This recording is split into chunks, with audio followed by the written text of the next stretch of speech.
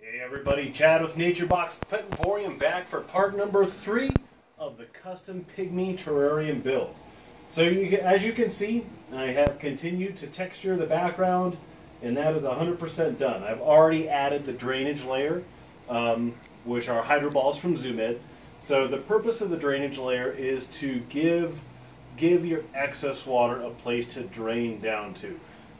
Terrariums typically need lots of moisture and high humidity. At some point you are going to reach a point of saturation where your substrate will, retain moisture and kind of become a gross, disgusting swamp. To avoid that, you need to have a drainage layer for that water to drain down to and not have your terrarium become a gross, disgusting swamp, which will breed gnats and flying types of fruit flies, and it's just really gross. Don't do that. Have a drainage layer. There's lots of ways to do a drainage layer. Some people will do a false bottom.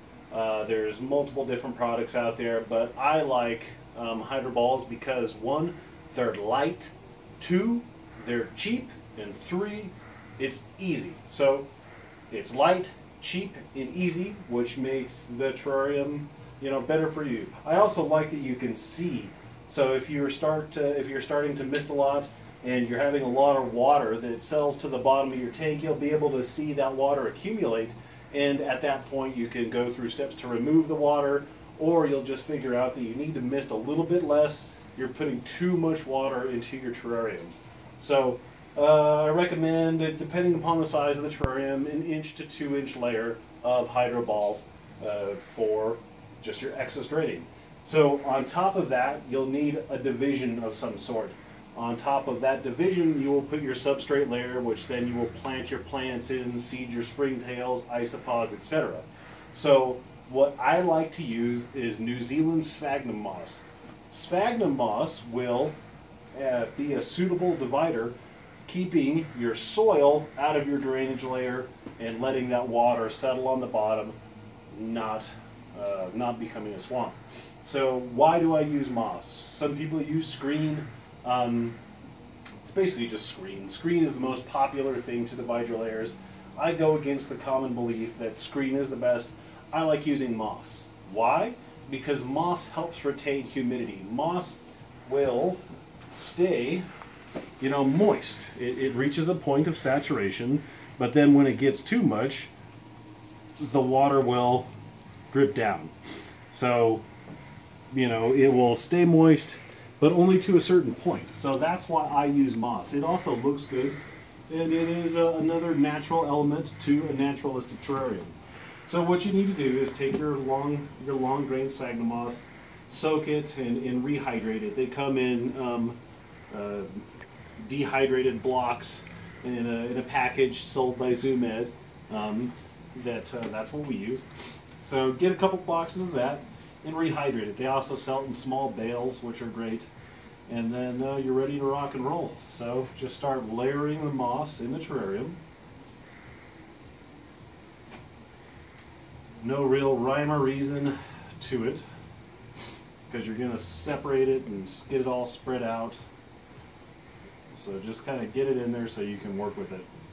You'll also see that I didn't texture all of the background, because the background is going to be covered up by the substrate. So you'll see right here, like I didn't texture that part. I didn't texture in there because that will be full of soil, and that's going to act as like a little pot. So no need to waste your materials on something that's going to get totally covered up. And at this point is where you also start creating the topography. Remember, there's very few places on this planet that are just plain old flat. No topography whatsoever, just flat, unless perhaps you're at a dry lake bed, and we are not trying to recreate a dry lake bed in here. We're gonna go for, a slice of Tanzania, because there is bearded pygmies that are going to be in here. So Africa, a little slice of the rainforest in Africa is what we're going for. So continue to add sphagnum moss until you feel like you had enough. You have enough in there. Set that aside and start to work it in. Spread it out evenly because you want to be able to have a thick enough, densely compacted enough layer of moss that when you add your soil layer on top of this, it's going to be 100% divided. So spread it out evenly. You don't want any spots like that. So take a little more moss, spread it out, compact it. It would be hard to see on camera, but this side on the right hand side of the terrarium is a little higher than the left hand side, but I assure you it is. So we need a little bit more. Another large handful should probably get us to the finish line. Put that right there. And again, work it all in. Kind of pat it down, even it out. You kind of want it to look a little even from the front, the side that you're going to be able to see. And so you can see what I'm doing is I'm just kind of compacting it, and you can see there's a nice little layer of division there. Do that around the perimeter, and I think we're done. So we'll start the next step just a little bit, so you can see, but this will be a whole nother video in itself. So on top of this, we're going to use the Zilla Jungle Mix. I really like Jungle Mix. It's a form of an ABG mix. So the Atlantic Botanical Garden, sorry, runny nose, kind of made the ideal terrarium mixture. It drains well, it kind of filters a little bit. This is the best imitation of that you can buy in a bag. So we use the Jungle Mix, and then we add a few goodies to it, and we kind of make our own when we're making terrariums.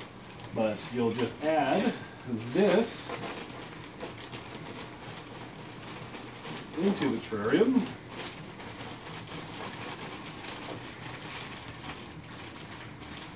And for starters, the first step is just make a nice layer. Move it around.